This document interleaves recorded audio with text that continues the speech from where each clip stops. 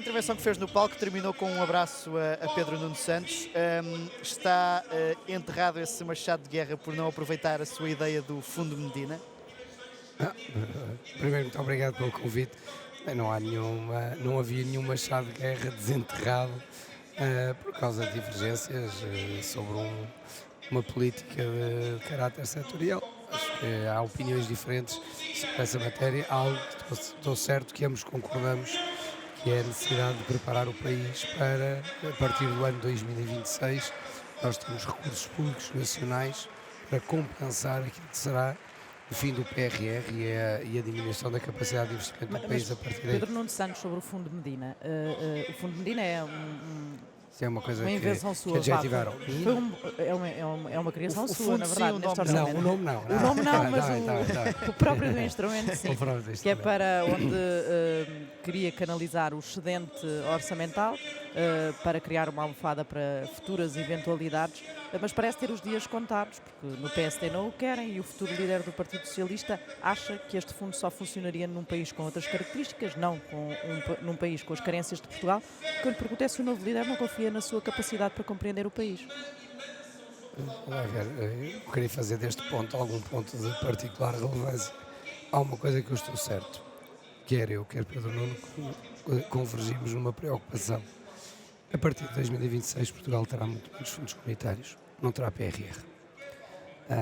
E se Portugal não tiver uma alternativa de investimento nacional que compense o PRR, nós vamos ter anos, a partir daí, de muito mais baixo crescimento económico e com muito menor capacidade de resolver os problemas prementes nos serviços públicos, nos equipamentos sociais, em múltiplas áreas. Por isso, tendo esse acordo sobre o principal, coloca-se a questão sobre como é que ele é financiado. Quando apresentei a proposta e a ideia, o financiamento é feito a partir de várias fontes diferentes. Uma seriam os excedentes orçamentais, outras serão, por exemplo, receitas que o Estado vai passar a obter com o progressivo fim das atuais concessões rodoviárias e de outras medidas que o Estado pode desenvolver e poupar. E por isso, tendo esta preocupação que é comum em mente, caberá agora o Pedro Nuno desenhar Mas um não há ali uma instrumento que me acusação a entenda. si, que é o criador da medida, relativamente ao desconhecimento da realidade nacional. Quando Pedro Nuno diz isto, que o Fundo Medina era adaptado a outro país, a este não. Não, o que o Pedro Nuno referiu sobre isso tem a ver com o seu financiamento. Tem a ver com o financiamento, considerar que um fundo soberano aplica-se noutros países. É verdade, mas o fundo como estava desenhado não é um fundo soberano. Não era um fundo soberano. Não é um é fundo em isso. que nós vamos investir no estrangeiro. Mas é um fundo em que para depois guarda dinheiro obter. para uma situação futura quando tem carências efetivas já. A ideia era no fundo essa, não é? Mas na ideia como nós a concebemos, era uma ideia em que havia várias fontes de receitas a contribuírem para esse fundo de investimento, Para além do excedente. para além do excedente orçamental. E há múltiplas receitas que, aliás, o Estado terá nos próximos anos, e a questão de saber é, mantém-nas afetas ao investimento estruturante ou vai desafetá-las do investimento estruturante e vai colocá-lo em despesa corrente. Bom, isso é transmitir já a minha opinião sobre aquilo que penso. Acho que, dado o problema que o país, o desafio que o país terá a partir de 26 para a frente, deve-nos levar a agir agora. No fundo, não é para este ano imediato, não é para a questão imediata, é para uma questão que se vai pôr de 26 para a frente. É que de 26 para a frente não teremos PRR. E por isso, ou se compensa, ou o PIB do país vai cair. Já sabem quanto é que ficará a redução da dívida em 2023, sabendo que fez os possíveis para que ficasse abaixo dos 100%, e o porquê deste esforço nesta reta final também? Em primeiro lugar, o esforço de redução da dívida, ao me fazer justiça, vem desde que assumi funções e exprimi com clareza que a redução da dívida pública era um objetivo importante, muito importante para o nosso país, porque é aquilo que assegurará maior segurança ao país junto dos mercados financeiros, mas é sobretudo aquilo que dá segurança às atuais e às futuras gerações, porque ter uma dívida pública mais baixa protege-nos em caso de turbulência ao país todo, e num caso de turbulência financeira, como sabemos, quem mais sofre são aqueles com menores recursos, mas é também uma garantia de que nós vamos pagar menos juros e podemos utilizar essas verbas que pagaríamos em juros para pagarásemos, por exemplo, em política social. Essas são as vantagens de reduzir a dívida, mas aqui há algum objetivo e há alguma, é o que é uma é uma ideia importante, a ideia de ficar abaixo dos 100% já? Vamos lá ver, Como ideia ou mesmo como o programa de governo apontava para isso o orçamento apontava para isso em 2024, certo? não, o programa de governo apontava para 26. O que aconteceu é que, devido à inflação alta e ao crescimento económico alto, somado ao que foram os saldos primários positivos do Estado, que foram muito significativos neste período, a dívida reduziu-se muito mais do que aquilo que eram as previsões originais, quando fizemos o programa de governo. E no fundo, se formos ver, a dívida foi começando a baixar a ritmos muito superiores àquilo No que último era esperado. orçamento apresentou como objetivo que ficasse abaixo dos 100 já em 2024. Já em 2024, porque o valor que nós antecipávamos, quando se fez o orçamento, já era de 103 Já era para este abaixo. ano, em 23. E por isso seria... Em 23 já ficará abaixo, abaixo. já? Peço desculpa. Em 23 ficará já abaixo, é isso? Só saberemos, confirmado pelo Banco de Portugal no dia 2 de fevereiro. Mas fez um esforço nesse sentido.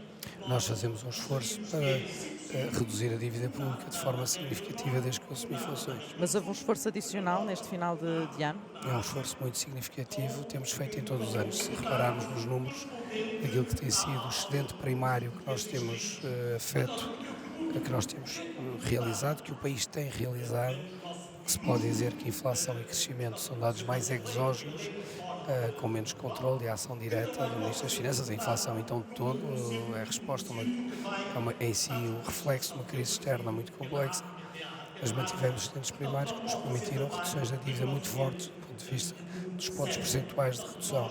Vamos ver agora no dia 2 qual é o resultado de fecho do ano de 2023.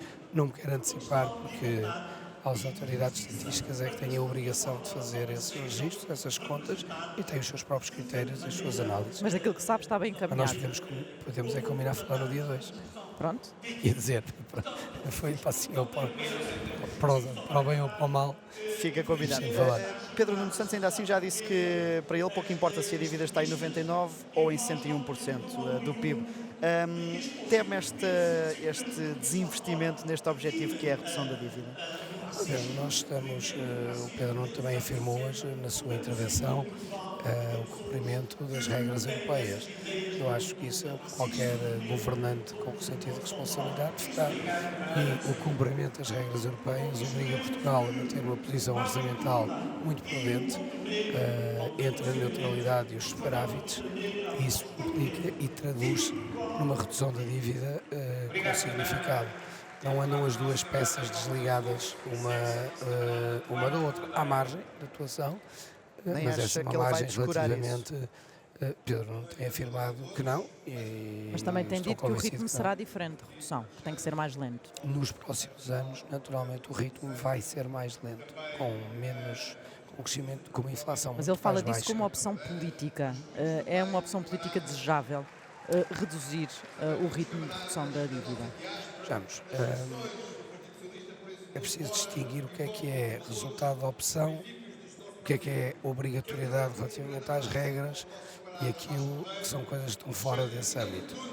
Desde que haja o cumprimento das regras nas quais nós temos inserido, acho que as opções políticas são válidas, mas que sejam seguidas.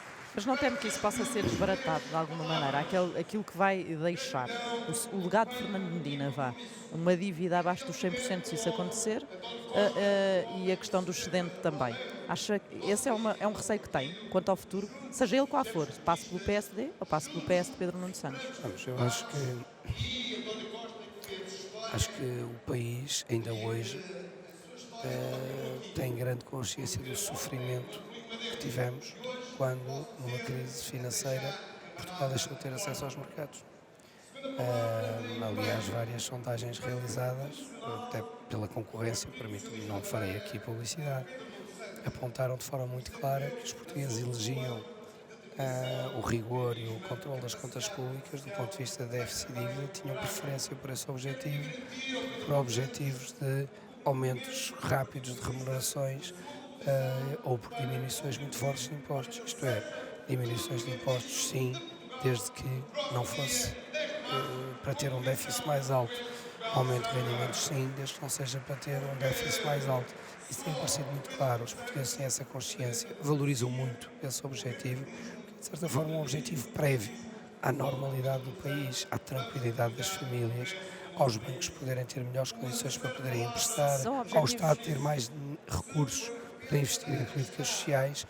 Este é um grande objetivo nacional. Eu creio que Mas não é está em condições, ninguém está em condições de falhar com os portugueses relativamente a este objetivo que os portugueses têm afirmado de forma muito clara que querem. não é um querem objetivo muito perseguir. acarinhado por partidos como o PCP e o Bloco de Esquerda, por exemplo. Não é e não foi, mas isso é um clássico, não é? Não é nada de novo. PCP e Não é Bloco nada de novo, Esquerda. mas neste momento o PS tem um líder que quer fazer entendimentos com o PCP e o Bloco de Esquerda no dia seguinte às eleições. Como é que vê isso? E se aí sim, se há um risco real de esses compromissos e dessa, se não os compromissos, pelo menos aquilo que este governo vai deixar ser posto de parte. Vamos ver, talvez das grandes vitórias e méritos de António Costa foi ter provado que, fazendo uma governação com o apoio de partidos à esquerda, matérias absolutamente vitais do compromisso político do Partido Socialista eram intocáveis. Isso não se discutiu com a nossa participação na União Europeia, na NATO, nada disso foi perturbado, mas também não foi perturbado a trajetória em direção ao equilíbrio das contas públicas e à redução da dívida. E acha que a junção Pedro Nuno Bloco e PCP é igual à de António Costa Bloco e PCP? Mas o Pedro Nuno vai, espero que ganhe as eleições, terá que vai exercer essas funções de Primeiro-Ministro, vai ter que provar no exercício dessas funções de Primeiro-Ministro, tem dado os sinais corretos relativamente à matéria das contas públicas e volto a sublinhar, eu acho que nenhum partido dos partidos que liderarão a governação à esquerda ou à direita farão um erro muito grande se desvalorizarem aquilo que os portugueses transmitem de forma muito definitiva. Nós queremos contas em ordem, nós não queremos aventuras sobre isso. Façam e discutam opções políticas dentro de um quadro de recursos existentes. Não voltemos aos tempos de se prometer aquilo que não se tem ou de adiar a redução da dívida, que é importante fazer. Os portugueses têm dito isso de forma muito clara e valorizaram isso, e valorizam isso na ação do governo António Costa, e creio que Pedro Nuno tem dado os sinais claros de prosseguir esse caminho. E espero, obviamente, que faça. Deixe-me ir aqui a um assunto que tem marcado este Congresso, que é a questão da justiça. Muitos dos notáveis do PS têm apontado o dedo ao Ministério Público. Acha que o PS vai ter aqui um adversário nestas eleições, para além dos partidos políticos? Não quero, eu acho que nestes períodos, acho que não são períodos para que se devam fazer particulares manifestações relativamente ao Ministério Público. Tenho uma opinião muito própria sobre aquilo que aconteceu, mas aliás posso transmitir sobre um caso, aliás, que aconteceu recentemente com um líder de um partido que não é do meu, em que, fruto de ser tornada pública que iria haver uma investigação, simplesmente deu-se legitimidade ao que era uma simples denúncia anónima que pode ser metida por qualquer pessoa, por qualquer adversário político. Acho que deve haver atenção a isso e, por isso, da mesma maneira, deve haver recato em períodos eleitorais e em pronunciamentos sobre as ações e as práticas do Ministério Público. Entendo também que do lado do Ministério Público também deve haver essa mesma cautela, Acha que há aqui o uma simples anúncio de que há uma investigação é uma chancela sobre toda e qualquer denúncia anónima. E Por acho exemplo, que Luís no Montenegro seu caso, não... há um processo que o Ministério Público pretende acelerar, que envolve o seu nome, que é na Operação Tutti Frutti. Teme que isso possa também ser um peso, e é um peso sobre si, sobre as suas ambições políticas, eventuais ambições políticas no futuro mais próximo? Não, sobre mim neste momento não é peso nenhum. A minha grande vontade é que tudo isso seja encerrado com as ações que a Justiça entender, que cito, já passaram muitos anos desde o seu início, quero que sejam encerrados rapidamente e que a Justiça se pronuncie da forma que entender fazer.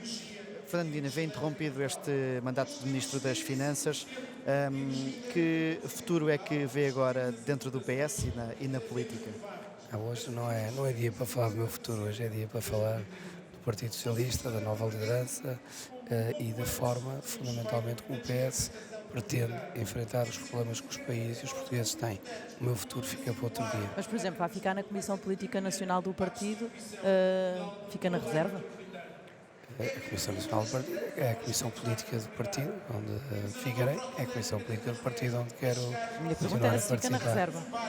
O meu futuro não é tema de debate hoje. Obrigado a Fernando Medina, Ministro Obrigado. das Finanças, aqui juntar-se a nós nesta emissão especial do Observador neste 24º Congresso do PS.